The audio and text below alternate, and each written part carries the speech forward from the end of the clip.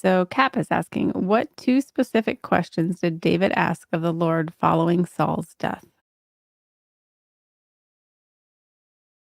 I wish I could ask Cap what prompted this question. I wonder if it's like from a homework assignment. But uh, just a little context first. If in 1 Samuel 31, we see the death of Saul. For example, verse 11 says, "Now when the inhabitants of Jabesh Gilead heard what the Philistines had done to Saul, all the valiant men rose and traveled at night and took the body of Saul and the bodies of his sons from the wall of Beth Shan, and they came to Jabesh and burned them there."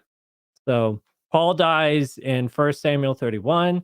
We go to 2 Samuel 1. Uh, so we're starting now the second book of Samuel, first chapter, first words. It says, "Now it came to pass after the death of Saul, when David had returned from the slaughter of the Amalekites, and David had stayed 2 days in Ziklag. On the third day, behold, it happened that a man came from Saul's camp with his clothes torn and dust on his head. So it was when he came to David." And then we proceed to find out that this man reveals to David that Saul was dead, and he claims that he was the one that killed Saul. And then David orders that guy to be killed. And then David gives a lamentation to Saul. Now we come to 2 Samuel 2.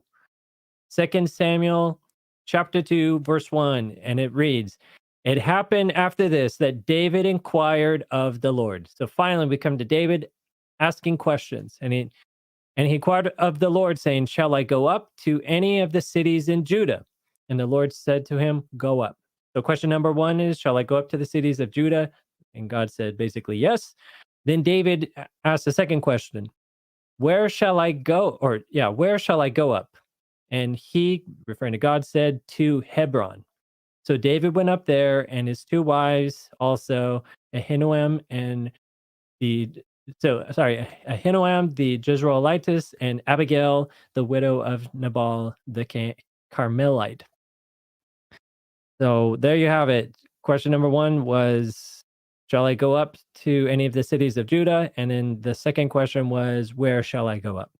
And you got to give David credit, because compared to a lot of people in the Bible, David is one of those few people who consistently, not every time, but pretty consistently throughout, he's always asking God, "God, what should I do? What do you want me to do?" And this is a man who's, we're told has a heart after God, and he definitely gives us a good example of always, before we take a major action, we should consult with God first. So I appreciate that of David. I'm glad the Bible records these things. So